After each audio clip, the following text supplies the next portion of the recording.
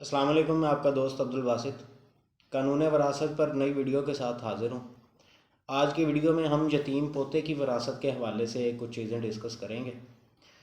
یتیم پوتے کی وراثت کو لے کر پاکستان کے آئلی قانون اور شریعت کے قانون میں ایک بہت بڑا اختلاف ہے۔ یہ اختلاف کیا ہے، کیوں ہے، یہ ہم لوگ چیزیں جو ہے یہ سٹیپ بائی سٹیپ جو ہے یہ ڈسکس کرتے جائیں گے۔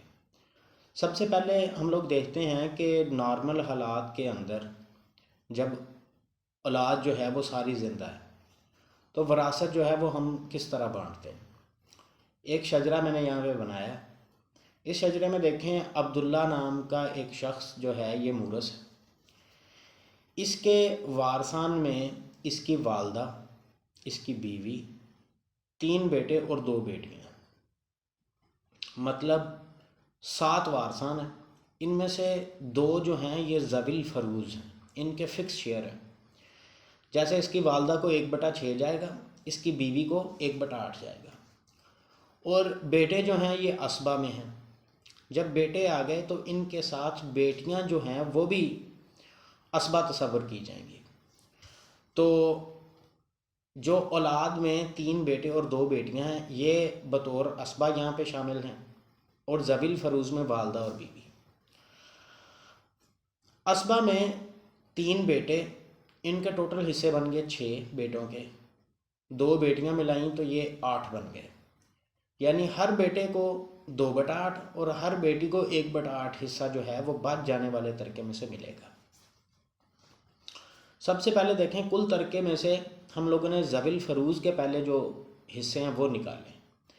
1 میں سے ہم لوگوں نے 1/8 اور 1/6 مائنس کیا تو پیچھے ہمارے پاس 17/24 بچ گیا۔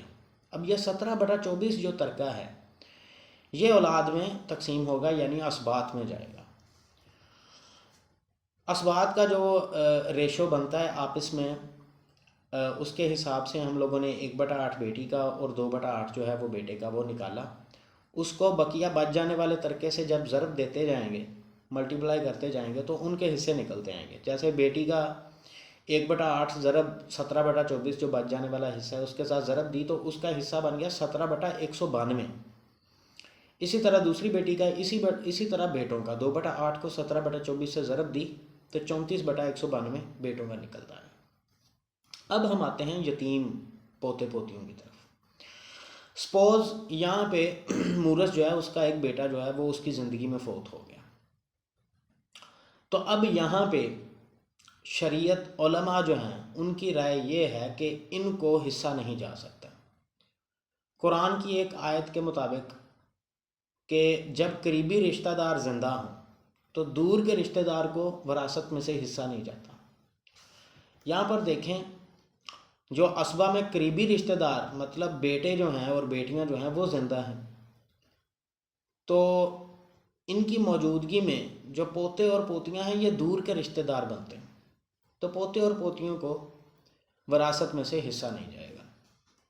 بلکہ علماء کرام جو ہیں یہاں پر ایک اور جو رائے ہے وہ دیتے ہیں کہ اگر مورث جو ہے وہ یہ سمجھتا ہے اپنی زندگی میں کہ میرا بیٹا فوت ہو گیا اور اس کی یتیم اولاد ہے تو اس یتیم اولاد کو حصہ دینا چاہیے، تو وہ یا تو اپنی زندگی میں ان کو ہبہ کر دے، ٹھیک ہے جی، اپنی جائیداد میں سے کچھ حصہ جو ہے وہ یتیم پوتے پوتیوں میں بانٹ دے، تحفۃً دے دے، یا اپنی زندگی میں وصیت لکھ دے کہ اتنا حصہ جو ہے یہ یتیم پوتے اور پوتیوں کو جائے گا، اس کے بعد وراثت تقسیم ہوگی۔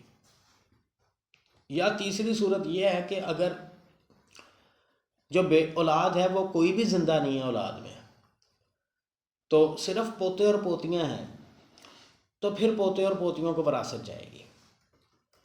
یا پھر بیٹا اکلوتا تھا، زندگی میں فوت ہو گیا، تو جو مورث ہے اس کی جو جائیداد ہے وہ سیدھی پوتے پوتیوں میں چلی جائے گی۔ اچھا، اس کے بالکل اپوزٹ پاکستان کا آئلی قانون مسلم فیملی آرڈیننس 1961، اس کا سیکشن 4 جو ہے یہ بہت زیادہ کنٹروورشل سیکشن مانا جاتا ہے اس والے آرڈیننس کا۔ یہ جو ہے یہ علماء کی رائے کے برعکس، اگر کوئی آدمی فوت ہوا اور اس کی اولاد ہے اور یتیم پوتے پوتیاں ہیں، ایک بیٹا زندگی میں فوت ہو گیا، اس کی یتیم اولاد ہے، تو وہ بیٹے بیٹیوں کے ساتھ یتیم جو پوتے پوتیاں ان کو بھی حصہ دیتا ہے۔ اس کی کیلکولیشن ذرا مشکل ہے، کیونکہ اس میں ہوتا کیا ہے، اس میں جو مرحوم بیٹا ہے اس کی اولاد کو قائم مقام سمجھ لیا جاتا ہے مرحوم بیٹے کا، یعنی یہی سمجھا جاتا ہے کہ جو یتیم اولاد ہے یہ اپنے والد کی قائم مقام یا نمائندہ ہے، اور ان میں جو ترکہ جائے گا وہ صرف وہی پورشن جائے گا جو مرحوم بیٹے کو اگر زندہ ہوتا تو ملنا تھا۔ یعنی جیسے ہم لوگوں نے پہلے یہاں پہ اولاد کے حصے نکالے، 17/192 یہ جانا تھا بیٹی کو، اور 34/192 بیٹوں کو جانا تھا۔ اب ایک بیٹا جو ہے وہ فوت ہو گیا، تو اس کا جو حصہ ہے 34/192 یہ اس کی اولاد میں اور وارثان میں جو ہے تقسیم ہوگا۔ صرف 34/192 جو مرحوم بیٹے کے حصے میں آنا تھا اگر وہ زندہ ہوتا تو یہاں پہ ہم لوگ ایک پوری میتھ جو ہے یہ ایک دفعہ اس کی پریکٹس کرتے ہیں۔ یہاں پہ دیکھیں یتیم بیٹے کو حصہ آ رہا تھا 34/192۔ اب 34/192 جو ہے اس کے 2 بیٹوں 1 بیٹی اور بیوہ میں جائے گا۔ بیوہ جو ہے اس کو 1/8 جو اس کا حصہ بنتا ہے، 1/8 کس کا؟ 34/192 کا، وہ نکالیں گے تو وہ بنے گا 17/786۔ اب 34/192 میں سے 17/786 ہم لوگوں نے مائنس کیا تو ہمارے پاس ایک پورشن فریکشن ایک حصہ آ گیا۔ یہی والا جو حصہ ہے یہ اولاد میں 2:1 کی ریشو کے ساتھ تقسیم ہو جائے گا۔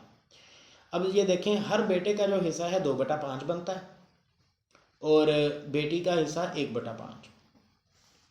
اب سب سے پہلے بیٹی کا حصہ نکالنے کے لیے جو مرحوم بیٹے کا حصہ بیوی کو دینے کے بعد بچ گیا اس کو بیٹی کے 1/5 حصے سے ضرب دیں گے تو یہ بیٹی کا حصہ نکل آیا۔ بالکل اسی طرح 2/5 کو باقی بچ جانے والے ترکے کے ساتھ ضرب دی تو وہ بیٹے کا حصہ نکل آیا۔ اس طریقے کے ساتھ ہمارے پاس مورث کی بیوی کا حصہ، والدہ کا حصہ، اس کے 2 بیٹوں اور 2 بیٹیوں کا حصہ اور ایک مرحوم بیٹے کا حصہ جو ہم لوگوں نے پوتوں میں اور بہو میں بانٹ دیا، وہ ساروں کے حصے ہم لوگوں نے نکال لیے۔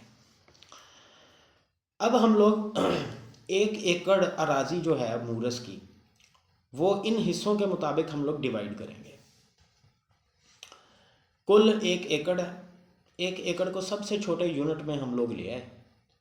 سب سے چھوٹے یونٹ میں لانے کے بعد اب ہم لوگ جو جو حصہ بنتا ہے اس کے ساتھ ملٹیپلائی کرتے جائیں گے تو ان کا فٹوں کے اندر رقبہ نکلتا آئے گا، اور پھر فٹوں کو ہم لوگ دوبارہ کنال، مرلے اور فٹ کے اندر کنورٹ کر جائیں۔ جیسے یہ والدہ کا حصہ 1/6 ہم لوگوں نے نکالا، 1 کنال 6 مرلے 181 فٹ نکلا۔ پھر اس کے بعد بیوی کا 1/8 حصہ، پھر پہلی بیٹی کا حصہ 17/192 جو ہے وہ نکالا، اس کا رقبہ نکل آیا 14 مرلے۔ پھر اس کے بعد دوسری بیٹی کا حصہ، پھر پہلے بیٹے کا حصہ ہم لوگوں نے نکالا، وہ بھی وہی جو حصہ ہم لوگوں نے 34/192 بیٹے کا نکالا تھا اس کو ہم لوگوں نے ٹوٹل ترکے کے ساتھ ضرب دی تو اس کا رقبہ فٹوں میں نکل آیا۔ پھر فٹوں کو ہم لوگوں نے کنال، مرلے، فٹ والے فارمیٹ میں لے آئے۔ اس کے بعد دوسرے بیٹے کا حصہ۔ اچھا، اب اس کے بعد تیسرے بیٹے کا جو حصہ ہے جو 1 کنال 8 مرلے 90 فٹ بنتا ہے، اس کو ہم لوگوں نے تقسیم کرنا ہے اس کی بیوی، 2 بیٹوں اور 1 بیٹی کے اندر، جس کو ہم لوگوں نے اس کا بیوی کا جو حصہ نکالا تھا 17/786، اس کو ہم لوگوں نے مورث کی جو کل جائیداد ہے اس کے ساتھ ضرب دی تو اس کا حصہ نکل آیا 942 مربع فٹ۔ اس کو ہم لوگ کنال، مرلے اور فٹ والے فارمیٹ میں لے گئے تو یہ 3 مرلے بن گیا، 3 مرلے 126 فٹ۔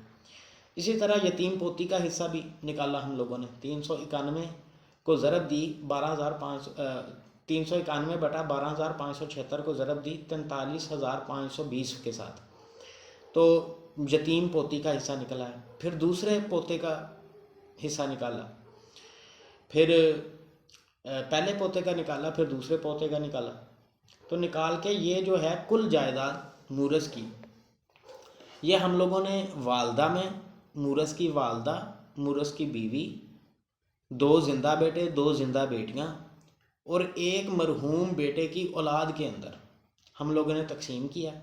تقسیم کر کے جب ہم لوگوں نے جمع کیا تو یہ دیکھیں مطلب اس کا کہ یہ پوری جائیداد جو ہے یہ ان کے حصوں کے مطابق تقسیم ہو گئی ہے.